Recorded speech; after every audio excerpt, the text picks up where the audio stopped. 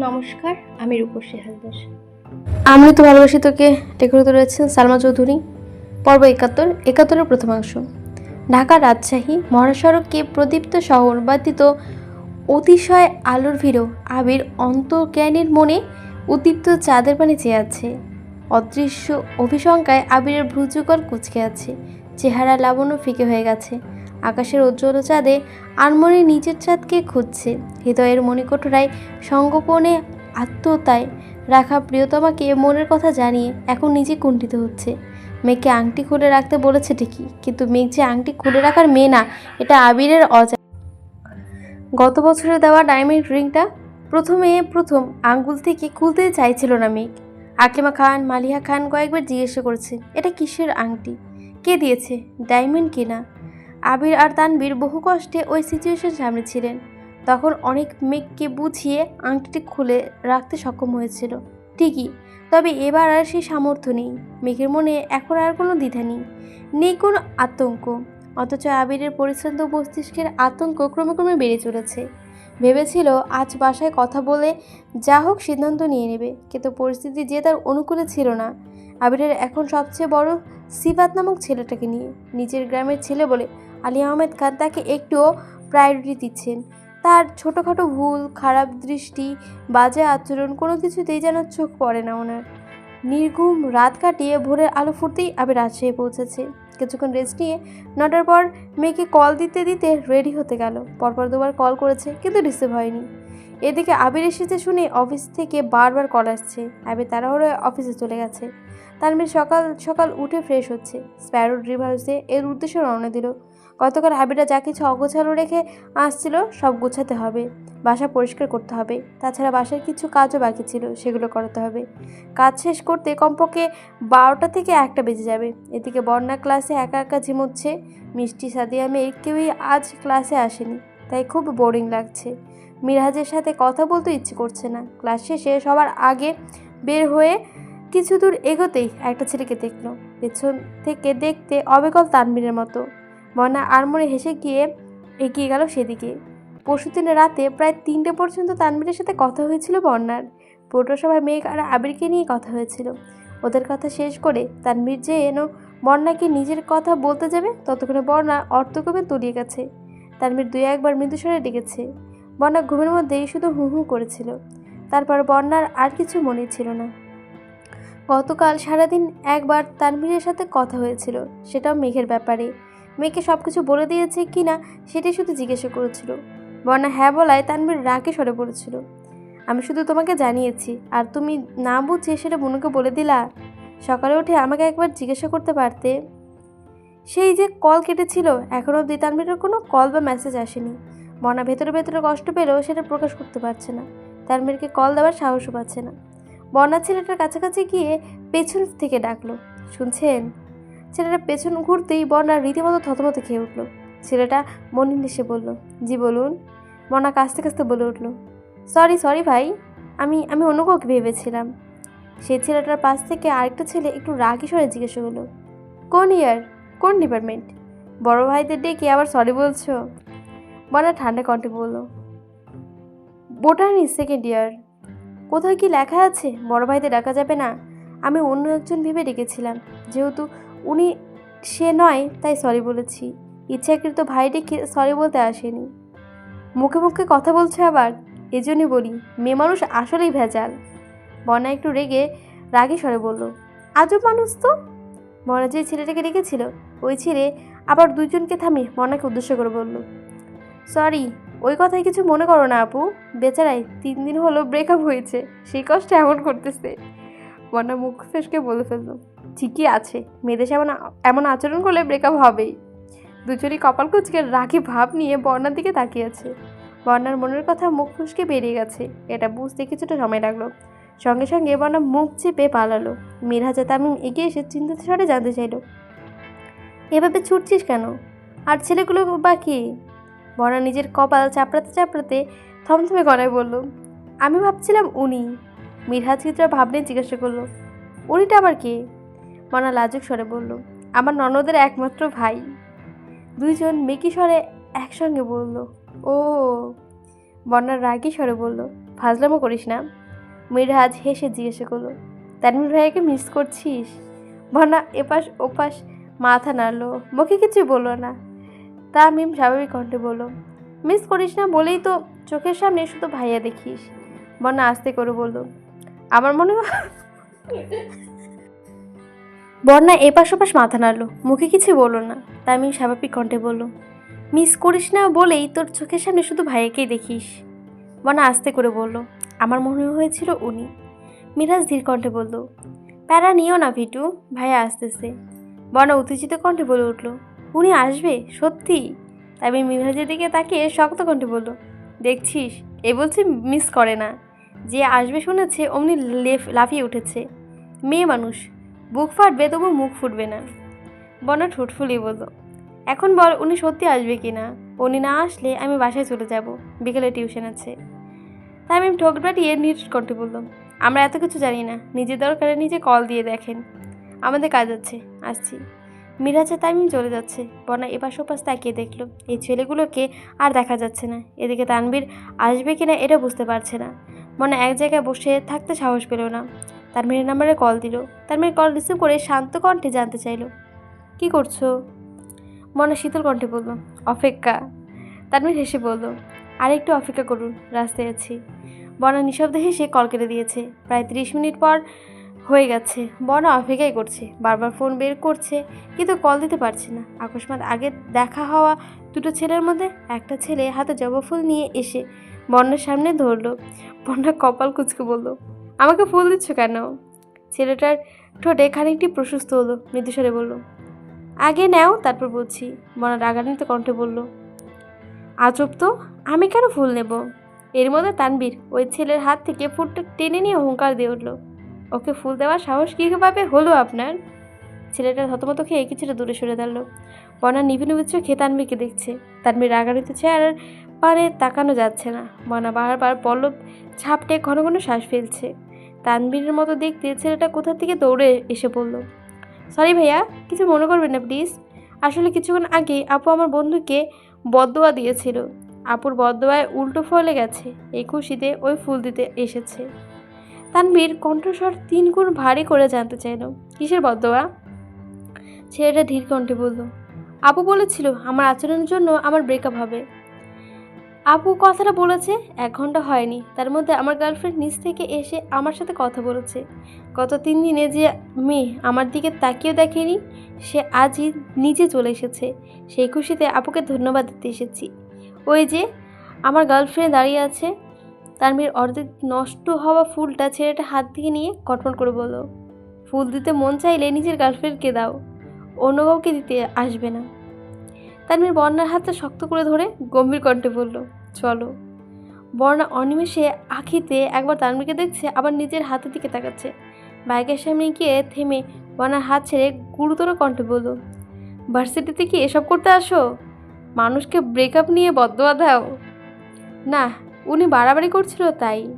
তানভীর অগ্নিদৃষ্টিতে সেদিকে তাকিয়ে চেঁচিয়ে উঠল, কি করেছে তোমার সাথে? বন্যা তড়িৎ বেগে বলে উঠল, না না, এরকম কিছু করেনি, উনি মেয়েদের নিয়ে আজে বাজে কথা বলছিল, তাই রাগ উঠে গিয়েছিল। তানভীর তীক্ষ্ণ দৃষ্টিতে তাকিয়ে প্রশ্ন করল, তোমার রাগও হয়? বন্যা নিরুদ্বেগ ভাব নিয়ে বলল, না, আমার আবার কিসের রাগ? রাগ তো সব আপনার। আপনার বোনের রাগ দেখতে দেখতে এত বড় হয়েছি, তার মনের মতো কিছু না হলেই ফোঁস করে ওঠে, ইদানিং আপনাকে দেখছি। তানভীর গলা খাকারি দিয়ে মোলায়েম কণ্ঠে বলল, তুমি যেমন ভাবছো আসলে তেমন না, আমি খুব ভদ্র ছেলে। কথাটা বলেই তানভীর মৃদু হাসল। বনভ্রু চিয়ে ওষ্ঠ বাঁকিয়ে নীর কণ্ঠে বলল, ও আচ্ছা তাই নাকি, আমি তো জানতামই না। বন্যার ভাবভঙ্গির দেখে তানভীর উদাসীন কণ্ঠে বলল, তুমি তো আমার সম্পর্কে কিছু জানোই না, আর না জানতে চাও। বন্যা বিপুল চোখে তাকিয়ে পরপর জিজ্ঞাসা করল, মেঘ কোথায়? এই যে দেখছো, আমি বুঝাতে চাই অ আর তুমি বোঝো ক। তানভীর অন্যদিকে তাকিয়ে গম্ভীর কণ্ঠে বলল, আমি শুধু শুধু এতটা পথ পাড়িয়ে এসেছি। বন্যা মুচকি হেসে বলল, আসলেই আপনি না আসলে কি সুন্দর জবা ফুলটা এখন আমার হাতে থাকতো। তানভীর কপাল কুঁচকিয়ে বাইকে বসে রাগান্বিত কণ্ঠে বলল, বসো। কেন? বসতে বলেছি। বন্যা চুপচাপ উঠে বসলো। তানভীরের কাঁধে হাত রাখতে গিয়েও লজ্জা পেয়ে হাতটা রাখলো না। তানভীর মিররে সেই দৃশ্য দেখে মুচকে আসলো। জনশূন্য একটা রোড এসে থামলো বাইকটা।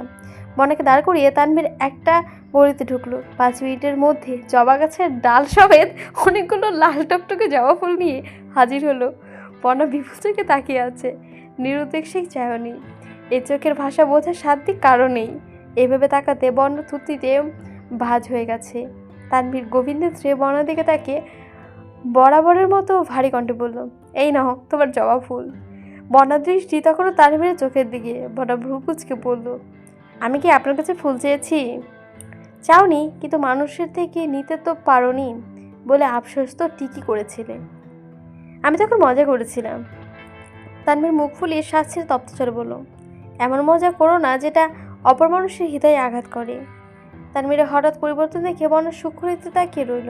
নিচে হাত বাড়িয়ে ডালগুলো হাতে নিল। পরপর বাইকে বসে বরাবরের মতো সুপরিচিত জায়গায় এসে বসলো। তানভীরের একা বের হয়। তানভীর সবসময় এখানেই নিয়ে আসে। দুজন মুখোমুখি বসা, কারো মুখে কোনো শব্দ নেই। বন্যা শান্ত কণ্ঠে শুধালো, আপনি কি রেগে আছেন? না। বন্যা ঠাট্টা স্বরে বলল, মিথ্যা কথা বললে আপনাকে খুব সুন্দর লাগে। তানভীর ভ্রুকুচকে ছোট করে তাকিয়ে বলল, ও তার মানে এমনিতে ভালো লাগে না? বন্যা ঢোক গিলে কথা কাটানোর জন্য উষ্ণস্বরে জিজ্ঞাসা করলো, মেঘ কোথায়? বাসায়। কি করছে? ঘুমাচ্ছে বোধহয়। আবির ভাইয়া কোথায়? রাজশাহীতে। বন্যা আজকে উঠে জিজ্ঞেস করলো, রাজশাহী কেন? অফিসে কিছু সমস্যা হয়েছে, তাই যেতে হয়েছে। একটা কথা জিজ্ঞাসা করি? করো। আবির ভাইয়া মেয়েকে কবে বিয়ে করবেন? তানভীর উত্তর না দিয়ে চোখ নামিয়ে নিল। বন্যা পরপর আবার জিজ্ঞেস করলো, কি হলো বলুন? তানভীর পকেট থেকে ফোন বের করে ধীর কণ্ঠে বলল, ভাইয়া কল দিয়েছে, ওয়েট। তানভীর কল রিসিভ করে শান্ত স্বরে বলল, হ্যাঁ ভাইয়া বলো। আবির শক্ত কণ্ঠে শুধালো, কোথায় আছিস? বনের সাথে দেখা করতে আসছিলাম। তোর বোন কোথায়? ভার্সিটিতে আসেনি? না। কি করে ও? সারাদিনে কতগুলো কল দিলাম, রিসিভ করার নাম নেই। নেটে পর্যন্ত আসছে না। ঘুমাচ্ছে বোধহয়। তুমি বলো, বড় অফিস যে ঝগড়ার কথা বলেছিল সেটা কি মিটেছে? দাঁত কিসের ঝগড়া? 2 স্টাফে ঝগড়া লেগেছে, তাও আবার ফুটবল খেলা নিয়ে।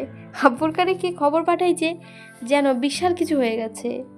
তানভীর মনে নিয়ে জিজ্ঞাসা করলো, কবে আসবে? আসছি, সেটুকু এখন বললেও কাল চলে যেতে পারবো না। চাচু আগে আসতে বলেছিল আমায়, আমি পাত্তা দিইনি। এখন এমন সিচুয়েশনে আসতে হয়েছে যে চাইলেও কিছু করতে পারছি না। 2 থেকে 3 দিনের মধ্যে কাগজপত্রে ঝামেলা মিটিয়ে চলে আসবো। আচ্ছা, সাবধানে দেখো। আমি শীতল কণ্ঠে বলল, তানভীর শোন, বাসায় গিয়ে সবার আগে তোর বোনকে বলবি আমায় কল দিতে। রাত থেকে কথা বলতে পারছি না, কল রিসিভ করছে না, কষ্ট লাগছে ভাই। তানভীর কিছু বলার আগে আবির বলল, তোদের বিরক্ত করার জন্য দুঃখিত। তানভীর বন্যার সাথে কিছুক্ষণ কথা বলে মনাকে বাসা পর্যন্ত পৌঁছে দিয়ে এসেছে। আজও মোখলেস মিয়ার সাথে দেখা হয়েছে। ইদানিং তানভীরকে গলিতে ঢুকতে দেখলেই উনি রাস্তায় দাঁড়িয়ে তানভীরের জন্য অপেক্ষা করেন। তানভীর আসলে রাস্তা আটকে তানভীরকে নামিয়ে নিয়ে গিয়ে চা খেতে খেতে গল্প করেন। প্রথম প্রথম তানভীরের বিরক্ত লাগলেও এখন ব্যাপারটা বেশ ভালোই লাগে। আবির সারাদিন অফিস শেষ করে টুকিটাকি শপিং করে বাসায় ফিরতে ফিরতে প্রায় 10টা বেজে গেছে। এর মধ্যে মেঘকে অনেকবার কল দিয়েছে, কিন্তু মেঘ কল রিসিভ করছে না। তানভীরও বাইরে মালিয়া খানকে কল দিয়ে কিছুক্ষণ কথা বলেছে। মেঘের কথা জিজ্ঞাসা করায় উনি শান্ত গলায় বলেছেন, খেয়ে ঘুমিয়ে পড়েছে। কথাটা শোনা মাত্র আবিরের মন আরও বেশি খারাপ হয়ে গেছে। একটা মানুষ সারাদিন কীভাবে ঘুমাতে পারে? আবির ফ্রেশ হয়ে শুয়ে মেঘের ছবি দেখছে আর একটু পরপর কল দিচ্ছে। এমন করতে করতে একসময় আবিরও ঘুমিয়ে পড়েছে। গতকালের মতো আজও ঘুম ভাঙার পর মেঘের নাম্বারে কল দিল, কিন্তু এবারও রিসিভ হলো না। বাসায় কল দিয়েও অনুশোচনায় আশানুরূপ কোনো উত্তর পায়নি। মালিয়া খান বলেছেন জানেন না। হালিমা খান বলেছেন হয়তো ভার্সিটি গেছে। এদিকে তানভীরকে কল দিচ্ছে। তানভীর সকাল থেকে বড়ই ব্যস্ত। তানভীরের ফ্রেন্ডের আম্মু অসুস্থ, সেখানে দৌড়াদৌড়ি করছে। আবির রাজশাহীতে এসেছে ঠিকই, কিন্তু তার মন পড়ে আছে খানবাড়িতে। মেঘের সঙ্গে কথা বলতে পারছে না। ও কি করছে, কেমন আছে কিচ্ছু জানতে পারছে না, দেখতে পারছে না। আবিরের মনের অবস্থা খুব খারাপ হয়ে আছে। অফিসের কাজও বিশেষ মনোযোগ দিতে পারছে না। টেবিলে কাগজপত্র ছড়িয়ে ছিটিয়ে আর মনে ভাবছে, আমি এখানে আসায় মেঘ কি রাগ করেছে? এই জন্যই কি আমার কল রিসিভ করে না? কিন্তু মেঘ তো এমন না, ও রাগ করলেও আমার কলটা তো রিসিভ করতো। বিকেলের দিকে অফিস থেকে বের হয়ে মেঘকে কল দিল। বরাবরের মতো আবারও কল রিসিভ হলো না। পরপরে তানভীরকে কল দিল। তানভীর কল রিসিভ করতে আবির কণ্ঠ ঠান্ডা করে শুধালো, কোথায় তুই? বাহিরে। কেন? বাসায় কেউ কল দিলে রিসিভ করছে না, তোর বোনও রাগ করে বসে আছে, আব্বু পর্যন্ত রিসিভ করছে না। আমি আর অপেক্ষা করতে পারছি না, আমি আব্বুকে ফোনে সব বলে দেবো, তুই বাসায় গিয়ে আব্বুকে ফোনটা দে। তানভীর রাশবাড়ি কণ্ঠ বলল, বড় আব্বু এখন কথা বলার অবস্থায় নেই। কেন, কি হয়েছে? সিফাত ভাইয়া বাসায় আসছেন। হোয়াট? হোয়াট? আমি জানি না, আবির রেগে বলল। আব্বু কি নিয়ে এসেছে? না না, বড় আব্বু কিছু জানেন না, হুট করে চলে এসেছে। এখন আর কি রান্না করা হচ্ছে, খাইয়ে বিদায় দেবে বোধহয়।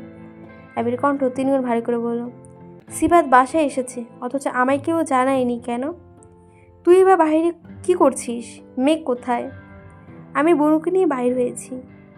বের হয়েছিস মানে? কোথায় বের হয়েছিস? আর ফোনটা ওকে দে তো। বুনু আমার পাশে নেই, ও পার্লারে আছে, আর আমি একটা কাজে একটু দূরে চলে এসেছি। বাসার পরিস্থিতি কি? আর হঠাৎই কে নিয়ে বের হতে হলো ওকে? সব ঠিক আছে তো? আবিরের একের পর এক প্রশ্নে নাজেহাল তানভীর ঢোক গিলে ছোট করে বলল, সিফাত ভাইয়ের ভাব আমার সুবিধা লাগেনি, কি হয় বলা যায় না, তাই আগে ভাগে বোনকে নিয়ে বাসা থেকে বেরিয়ে পড়েছি। এখন ফোন সাইলেন্ট করে রেখে দেব। আবির দীর্ঘ নিঃশ্বাস ছেড়ে বলল, তোর বোনের যেন কিচ্ছু না হয়। আবির বাসায় নেই, আজ 3 দিন হতে চললো। এই 3 দিনে মেয়েকে নিস্তব্ধের নিঃশ্বাসের শ্বাস পর্যন্ত শুনতে পায়নি আবির। তানভীরকে কল দিলে বেশিরভাগই বাইরে সময় পাওয়া যায়। আব্বুকে কল দিলে শুনে মেঘ ঘুমোচ্ছে, ছাদে, বাসায় নেই। মোজাম্মেল খানের সাথে টুকিটাকি কথা হলো, তেমন কিছুই বলে না উনি। এই 3 দিন কাটতে আবিরের দম বন্ধ হয়ে এসেছে। মেঘকে দেখার জন্য ভেতরটা ছটফট করছে। আবির এতদিন পর রাজশাহী আসায় গত 6 মাসে জমে থাকা মিটিং, প্রজেক্ট সব সহি ফাইল দেখতে দেখতেই হুট করেই চলে যেতে পারছে না সে। সব কিছু ঠিক থাকলে আজকে মেয়েকে প্রপোজ করতো আবির। প্রপোজ করে বাসায় সবার সামনে নিয়ে বিয়ের প্রস্তাব রাখতো, কিন্তু এগুলোর কিছুই হলো না। মেয়েকে ছোটোখাটোভাবে প্রপোজ করতে পারলেও বাসায় এখনও কিছু বলতে পারেনি। এদিকে মেঘেরও কোনো খোঁজখবর পাচ্ছে না। সারাদিন কল দিতে দিতে আবির ক্লান্ত হয়ে যাচ্ছে। গতকাল রাত থেকে তানভীরের সাথে কথা হয়নি আবিরের। তানভীরের প্রচণ্ড মাথা ব্যথা, ওষুধ খেয়ে সেই যে ঘুমিয়ে পড়েছিল, এখনও ওঠেনি। সিফাত কেন এসেছিল, কি বলেছে, এগুলো জানতে হতো। আব্বু, মামুনি, আম্মু, চাচ্চু সবাইকে কল দিচ্ছে আবির, অথচ কেউ কিছু বলছে না। মালিয়া খান বলেছেন উনি কিচ্ছু শুনেননি। আলী আহমেদ খানকে জিজ্ঞাসা করায় উনি বরাবরের মতো বেশ কিছুটা সময় নিয়ে সিফাতের প্রশংসাই করেছেন। বাসায় এলোমেলো অবস্থা দেখে আবির ফুপ্পিকে পর্যন্ত কল দিয়েছে, কিন্তু উনিও বিশেষ কোনো সমাধান দিতে পারলেন না। কারণ সিফাত নামক ছেলের ব্যাপারে আলী আহমেদ খানকে কিছু বললেই উনি রেগে যান। আবির অফিস থেকে সন্ধ্যার পরপর রুমে এসেছে। সকালে মেঘ কল ধরছিল না দেখে রেগে রুম তছনছ করে রেখে গেছিল। সেসবে এখন গোছাতে হচ্ছে। দিশা পিশা না পেয়ে কল দিল রাকিবকে। রাকিবকেও কল রিসিভ করে শান্ত কণ্ঠে বলল, ঢাকা চলে এসেছিস? না, ভাবছিলাম বিকালে চলে যাব। তার মধ্যে 3 থেকে 4টা পুরনো ফাইল বের করা হয়েছে। এখন এগুলো না দেখে চলে গেলে আব্বু আবার রাগ করে থাকবেন। আসার সময় এমনিতেই সরি টুরে বলে এসেছি, তাই ওনাকে রাগানোর মতো কাজ আর করা যাবে না। ও আচ্ছা, রাকিব শোন। হ্যাঁ বল। আমাদের বাসায় যাবে একটু? বাসার কি অবস্থা কিছু বুঝতে পারছি না, কারোর সঙ্গে কথা পর্যন্ত বলতে পারছি না। তুই যাবে একটু? আমি যাব কিভাবে? তোর আব্বুকে আমি এমনিতেই খুব ভয় পাই। গেলেই 10 থেকে 11টা প্রশ্ন করবে, উত্তর দিতে পারবো না, তখন উল্টোপাল্টা বাস খাবো। তার থেকে ভালো হয় তুই রাতটা কাটিয়ে ভোরে রওনা দিস। তুই বাসায় আসার আগে আমি সেখানে উপস্থিত থাকবো। রাকিব কিছু বলতে পারলো না, মুখের ওপর কল কেটে দিয়েছে। 3 দিন পর আবার ঢাকায় ফিরেছে। বেলা 11টা বেজে 47 মিনিট। বাসায় মানুষের সাথে 19 ঘন্টা যাবৎ কথা হয় না। আবার বাসস্ট্যান্ড থেকে রিক্সা নিয়ে শরণার্থী বাসার উদ্দেশ্যে রওনা দিল। বাসার সামনে এসে রিক্সা থেকে নেমে বাড়ির দিকে তাকিয়ে থমকে দাঁড়ালো। পুরো বাড়ি আলোকসজ্জায় সজ্জিত। 4 থেকে 5টা ছেলে খুব তাড়াহুড়োতে সেই সাজানো আলোকসজ্জা খুলতে ব্যস্ত। মাটিতে জিনিসপত্র নাজেহাল অবস্থা। আবির গেটের সামনে আসতেই দারোয়ান আঙ্কেল মলিন হেসে জিজ্ঞাসা করলেন, বাবা ভালো আছো? আবির কোনো রকমে ভালো বলে ভেতরে চলে গেছে। ড্রয়িং রুমে কোনো মানুষ নেই। হালিমা খান রান্নাঘরে কী যেন করছেন। আবির আশেপাশে কাউকে না পেয়ে ব্যাগ ফেলে ছুটল মেঘের রুমের দিকে। ব্যস্ত হাতে ধাক্কা দিল মেঘের রুমের দরজা। সে দরজাটি চাপানো। রুম সম্পূর্ণ ফাঁকা, বিছানা টান টান করে বিছানো। এই গুছানো মেঘের রুম কখনো দেখেনি আবির। আবির একে একে সবগুলো রুম দেখতে লাগলো। তানভীর মিম কেউ নেই, ছাদ পর্যন্ত ছুটে গেল আবির। কোথাও কারোর অস্তিত্ব নেই। আবিরের নিঃশ্বাস এলোমেলো হয়ে গেছে, চোখ জ্বলছে, ঠোঁট কাঁপছে। আবারও দৌড়ে নিচে আসলো। ততক্ষণে আলী আহমেদ খান আর মোজাম্মেল খান সবাই এসে বসেছে। আলী আহমেদ খান আবিরকে আর চোখে দেখে স্বাভাবিক কণ্ঠে বলে উঠল, কখন এসেছো? আবির কণ্ঠ দ্বিগুণ ভারী করে উদিত কণ্ঠে জিজ্ঞাসা করলো, মেঘ কোথায়? আলী আহমেদ খান কপাল কুঁচকে ভারী কণ্ঠে বললেন, তুমি কি আমার কথা বোঝোনি? আমি তোমাকে জিজ্ঞেস করেছি তুমি কখন এসেছো। আবিরের শরীর ঘামছে, সারা বাড়ি ছুটে এসে এখন স্থির হতে পারছে না। ঘন ঘন শ্বাস ছেড়ে পূর্বের তুলনায় আরো ভারী কণ্ঠে জিজ্ঞাসা করলো, আমি জিজ্ঞাসা করেছি মেঘ কোথায়? ও যেখানে থাকার সেখানেই আছে। মানে কোথায় ও? মোজাম্মেল খান এবার মৃদুস্বরে বলল, শ্বশুর বাড়িতে। কথাটা কর্ণকুহরে প্রবেশ করা মাত্রই আবিরের মাথায় চক্কর দিয়ে উঠেছে। মনে হচ্ছে মাথায় পুরো আকাশ ভেঙে পড়েছে। চোখে সব কিছু অন্ধকার দেখছে। আবির রাগানিতে কণ্ঠে চেঁচিয়ে উঠল, আপনারা কি ফাজলামো করছেন আমার সাথে? মোজাম্মেল খান তপ্ত স্বরে বলল, গলা নামিয়ে কথা বলো। তোমার সাথে কি আমাদের ফাজলামো করার সম্পর্ক? আবিরের কানে কিছু ঢুকছে না। অনবরত মাথা ঘুরছে আবিরের। রাগে গজগজ করতে করতে বলল, মেঘের বিয়ে হতে পারে না। আমার মেঘ কোথায়? মোজাম্মেল খান ধীর কণ্ঠে বললেন, কেন হতে পারে না? তুমি আমাকে 6 মাস সময় দিয়েছিলে, সেই 6 মাস পেরিয়ে গেছে, তাই আমি আমার মেয়েকে বিয়ে দিয়ে দিয়েছি। আবিরের 2 চোখ টকটকে লাল হয়ে আছে, কান দিয়ে গরম বাতাস বের হচ্ছে, পরনের শার্ট ভিজে একাকার অবস্থা। আবির 2 হাতে চোখ মুখ মুছে গুরুতর কণ্ঠে শুধালো, তানভীর কোথায়? মোজাম্মেল খান ঠান্ডা কণ্ঠে বললেন, মেঘের সঙ্গে গেছে।